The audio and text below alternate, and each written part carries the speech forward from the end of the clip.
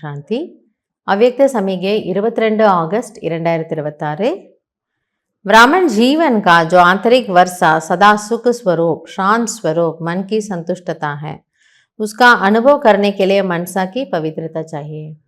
இந்த பிராமண வாழ்க்கையினுடைய ஒரு உண்மையான ஒரு வர்ஷா ஆஸ்தி என்னவென்றால் சதா சுகஸ்வரூபமானவராக சாந்த ஸ்வரூபமானவராக மனதில் திருப்தியுடையவராக நாம் அனுபவம் செய்ய வேண்டும்.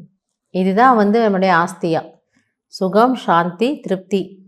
ஆனால் அது வேணும்னா மனதில் தூய்மை வேண்டும், மனதில் தூய்மை வேண்டும். ஜமா கர்னே கி விதி ஹை மன்சா வாச்சா கர்மனா பவித்ரதா. ஸோ இந்த ஆஸ்தியை வாங்கணும் அப்படின்னா எல்லா ரூபங்கள்லேயும் தூய்மை இருக்கணும்.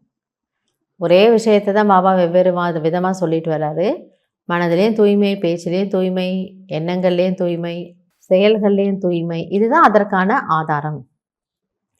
फाउंडेशन पवित्रता है, सेवा में सफलता का आधार भी पवित्रता है.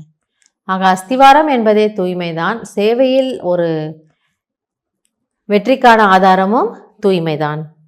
சங்கல்ப் வா போல் में और कोई भी भाव मिक्स नहीं हो. ஸோ நீங்கள் பேசுகிறீங்க அல்லது சங்கல்பம் வைக்கிறீங்க அப்படின்னா அதில் கூட வேறு எந்த பாவனையும் அதில் கலந்து விடாமல், அதில் கலக்காமல் நீங்கள் பார்த்து கொள்ளுங்கள். அதாவது நம்முடைய ஒரு பாவனை, நம்முடைய ஒரு விதமான புரிதல் அதில் மிக்ஸ் ஆகாமல் பார்த்துக்கோங்க. பாவமேபி பவித்ரதா, பாவனாமேபி பவித்ரதா. ஆக உங்களுடைய எண்ணங்கள் மற்றும் உணர்வுகளில் இவை இரண்டிலும் கூட தூய்மை வேண்டும். இதிலே எங்கேயும் ஒரு அசுத்தம் வராமல் நீங்கள் பார்த்துக்கோங்க.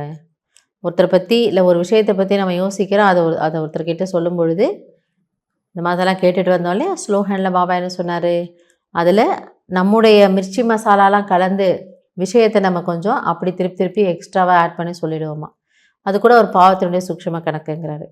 எனவே நம்ம ஒரு விஷயத்தை ஒருவர்கிட்ட சொல்கிறோம் அப்படின்னாலும் உள்ளதை உள்ளபடி சொல்லுங்கள். அதை குறைக்கவும் வேண்டாம், அதில் எக்ஸ்ட்ரா மிர்ச்சி மசாலாலாம் ஆட் பண்ணி சேர்த்து அதை அதிகப்படுத்தவும் வேண்டாம். அதுவும் கூட ஒரு அசுத்தம் அப்படின்னு தான் இன்றைக்கும் பாபா சொல்கிறார். நல்லது. ஓம் சாந்தி.